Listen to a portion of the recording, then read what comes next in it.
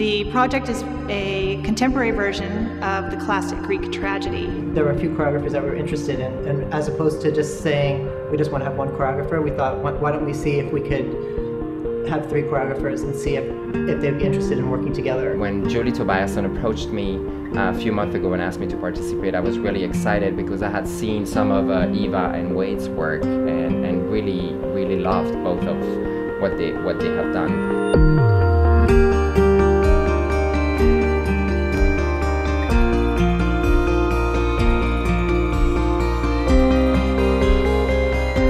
This collaboration has been kind of a trip. It really is the first time I've ever even heard of this kind of collaboration. When we asked each choreographer to write up their idea of how the story would go, we then took those 3 librettos and put them together, and Tim and I decided which ideas we should use from our meetings. Yeah, and then we started talking about transitioning from one section to another, and then who was excited about certain section and who was less excited about other sections. So we decided we each got sections that were important to us, and so we each got our specific section and then had to work on the transitions on how to make it all flow and work. But this time she's different. There's something very, very different about her. So you want to connect with her. The human side of you wants to connect, but the Queen of Death side cannot connect, cannot form relationships, cannot bond. So there's that constant, the tension and the energy between you is going to be paramount to the choreography.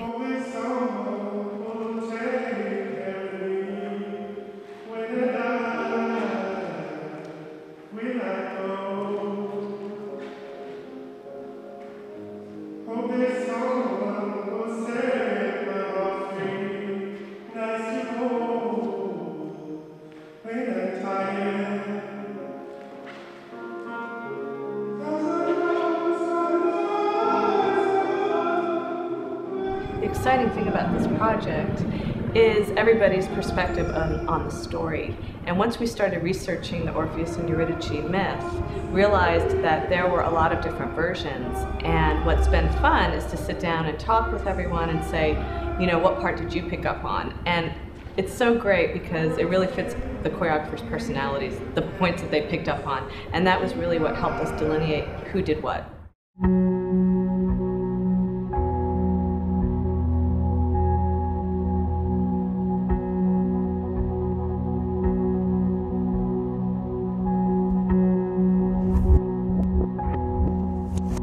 Wade Matson is doing the section where Orpheus and Eurydice meet, and he decided it should be a cocktail party.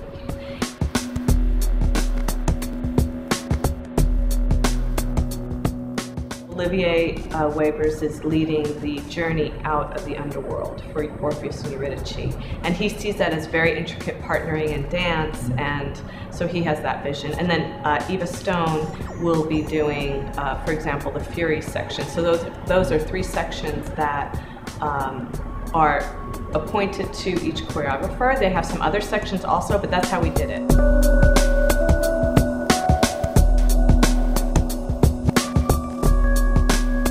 So when it finally came together and we kind of looked at a run-through, it was interesting because the dancers had witnessed that some of the stuff that we had come up with was quite similar. There's a lot of similarities that we did without ever discussing it. There's been moments in everyone's choreography that have appeared in everybody else's section, even though we've been working independently.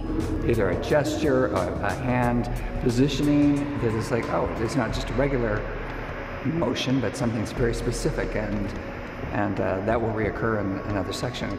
And it creates a continual thread throughout the whole piece in which you can constantly go back and re-reference. From here, it fell from here. It didn't have far to go. Let it fall from here. And Alex is going to watch that at the hop. Well, my head is this way. My feet go like this.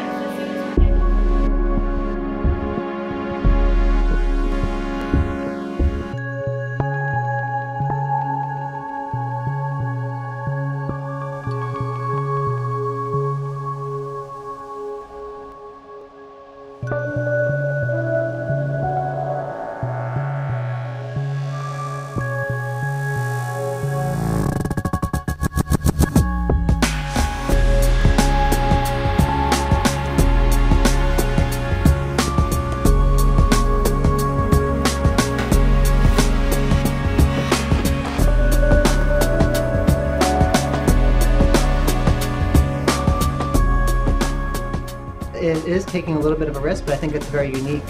Coming together, I was a little nervous because I don't know the other choreographers, I don't know their work, and not that that would really matter. Now that I've done it, now that we've worked on this project, I'm super pleased. I don't feel like I have to hold back.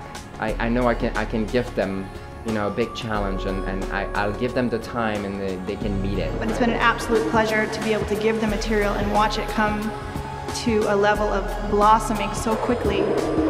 It's very beautiful to see. They're an incredible company.